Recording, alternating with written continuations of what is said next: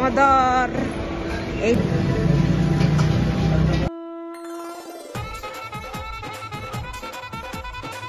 আর তরকারি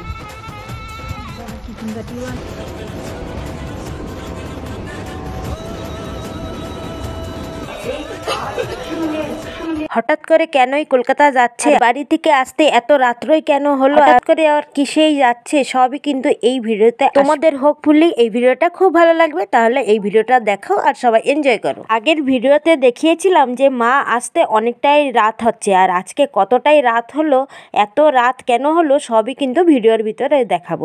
দেখো গাইজ, এখন বাজে হলো 9টা, এখনও কিন্তু আমার মা আসতে পারলো না। আমরা ভেবেছিলাম আমার দিদির বাড়িতে থাকবো এই জায়গায়, তাই আমার দিদি তো নাই, তাই আর থাকা হয় নাই। আর হলো আমার জামাইবাবু ছিল, দিদি বলছিল যে তোমরা থেকে যাবা, ঘরে তো খোলা আছে আর জামাইবাবু আছে, থেকে যাবা। তাই দেখো আমার মা হলো আস্তে আস্তে 11টা বেজে গিয়েছে। 11টার সময় অন্য কার ঘরে যেতে ইচ্ছা করে বলো তো?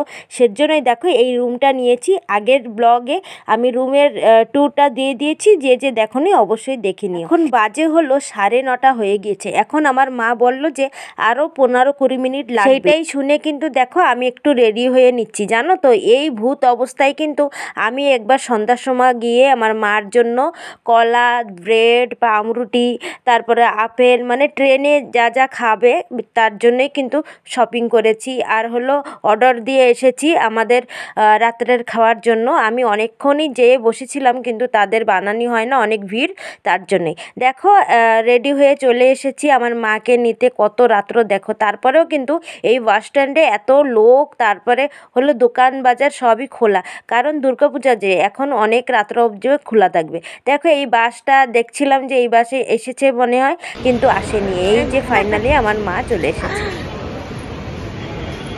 এসেছে আমার মা মদর। এই শাড়িটা পরে এসেছো, এই ব্যাগে তোমার হয়ে যাবে? এই ব্যাগে হয়ে যাবে? হ্যাঁ, এই ব্যাগেই কত টানবো। আসার সময় পারলে একটা ব্যাগ কিনে নিয়েছি। হ্যাঁ, একটা ভালো ব্যাগ কিনে নিয়েছি। হ্যাঁ, এই যে মা রুমে চলে এসেছে। এখন কিন্তু যাব হলো আমরা একটু মারে চা খাওয়াবো, আর আমাকে পরোটা তরকারি আনতে, মানে পয়সা দিয়ে এসেছি সেটা আনতে যাবো। আর এই যে মার জন্য আমি আনছি কালকে খাওয়ার জন্য, কালকে ট্রেনে বসে খাবার। এই যে এইটা হলো কলা 1 ডজন, আর এই যে পাউরুটি, আর এই যে হলো ক্রিমওয়ালা রুটি, আর তার সাথে যে আপেল আছে এই খাবে। আর আজকে খাওয়ার জন্য জিলাপি। তোমার ব্যাগে রাখবা একটা ব্যাগ, এক্সট্রা একটা ব্যাগ কিনলে হতো। এই যে আমার মার বেডিং, এর ভিতরে ঢুকবে না, ছোট একটা ব্যাগ কিনলে হতো। চলো তাহলে আমরা একটু চা খাই আসি, চা খাইয়া টিফিন নিয়ে আসি, ঠিক আছে? আমি না সন্ধ্যা থেকে কিছুই খাই নাই। আগের ভিডিওতে দেখিয়েছিলাম যে আমি খালি চাউমিন খেয়েছি, অনেক মানে সকালবেলা খেয়েছিলাম তো ভাত 10টার সময়, তারপরে আর খাওয়াই হয়নি। তাই ভাবছিলাম যে মা আসুক তারপরে একসাথে একটু ফুচকা খাবো, তাই ফুচকা তো আর খাওয়া হলো না। তাই মাকে চা কিনে দিয়েছি, আর আমি একটা চকলেট শেক খাচ্ছি। এইটাই মানে এমন ভাব করতেছিলাম যেন আমি কোনো দিন আগে খাই নাই, এরকমই ভাব করতেছিলাম, আমি নিজেকেই নিজে বলছি। দেখো এই চকলেট শেকটা কিন্তু অনেক ভালো ছিল। কত যে টাকা নিল একবারে, না একটা চা আর একটা হলো শেক কিনেছি, একবারে 100 টাকা দিলাম, আর কিন্তু ফিরাই দিল না। এটা কত নিল কে জানে, একটা চা তো 10 টাকা, আর এটা কি 90 টাকা নিল? যা হোক ভালো।